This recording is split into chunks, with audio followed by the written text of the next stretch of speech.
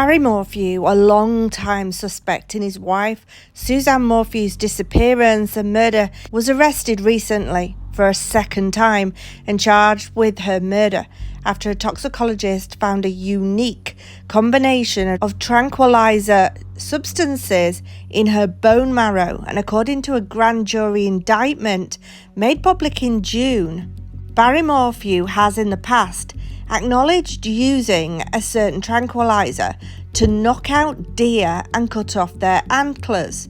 Now, Barry Morphew was first arrested and charged with his wife Suzanne's murder back in 2021, but those charges were dismissed without prejudice, meaning authorities reserved the rights to charge Morphew again. He's always maintained his innocence, and his two daughters seem to have stood by his side throughout. Then the initial charges were dismissed back in 2022. He was let out of jail, and prosecutors claimed that they were close to discovering Suzanne's remains. On September the 22nd, 2023, agents with the Colorado Bureau of Investigation located her bones in a shallow grave less than an hour from the Morphew's residence, just outside of Salida. Now, according to an autopsy report, the coroner's office in the El Paso County of Colorado declared that Suzanne's death was homicide and having this particular drug in her system. These particular 3 drugs that were found in her system make up a compound known formally as BAM. This is used by hunters who use it to sedate wildlife. Now, the new indictment states that BAM was found in Suzanne's bone marrow.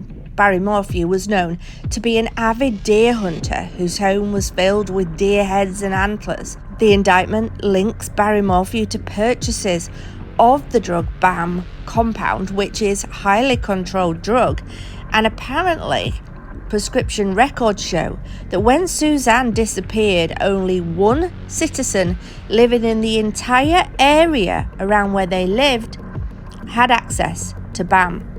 Now, in another twist, the indictment noted that Suzanne had not died immediately after being given this apparent drug. The autopsy revealed that her body had apparently tried to metabolize the BAM before she died, and forensic experts determined that she had not decomposed where the bones were found, meaning that her remains had been somewhere else and apparently moved at least twice. That is not her first grave, said Dan Rigner. He also said that he could not fathom why Barry would move Suzanne's body. There's not a more recognisable face in Salida than Barry Morphew. Going to take the chance to drive 70 miles to the south and dig a shallow grave? The indictment does not answer those questions. Now, Barry was arrested in Arizona and waived the extradition to Colorado, where he will be held on a $3 million cash bond. There is not yet a date for his trial. When Suzanne first went missing back in 2020, investigators compiled and followed several bizarre clues: a chipmunk alibi, a tranquilizer gun, and a spy pen that lacked direct evidence. Investigators noted that Barry Morphew's cell phone appeared to be pinging all around the house on Mother's Day weekend, which he maintains was because he was chasing and shooting at chipmunks. Investigators also found a plastic cap for a syringe that they believe was used to load the BAM dart, and this was found in the couple's dryer. Barry Morphew told them he didn't know how the cap got there, but admitted he was an experienced tranquilizer dart gun shooter. The cap, however, did not contain any of Barry's DNA. It's possible that he maybe had it in one of his pockets and washed his clothes afterwards, where it may have dropped out of the pocket into the dryer. Investigators also found a spy pen right out of a James Bond movie that was able to capture and record conversations. The pen captured several intimate conversations between Suzanne and a secret lover.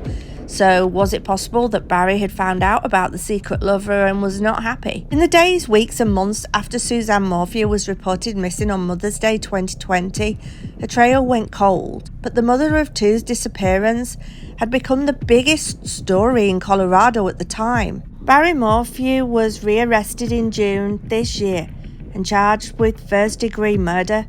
He has been held on a $3 million cash-only bail.